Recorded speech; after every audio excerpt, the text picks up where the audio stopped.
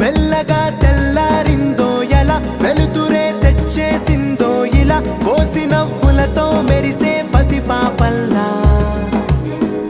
చేదతో బావులలో గలగల, చెరువులో బాతుల ఈతల కళ, చేదుగా ఉన్న వేపను నమిలే వేళ. చుట్ట పొగ మంచుల్లో, చుట్టాల పిలుపుల్లో, మాటలే కలిపేస్తూ మనసారా మమతల్ని పండించి అందించు హృదయ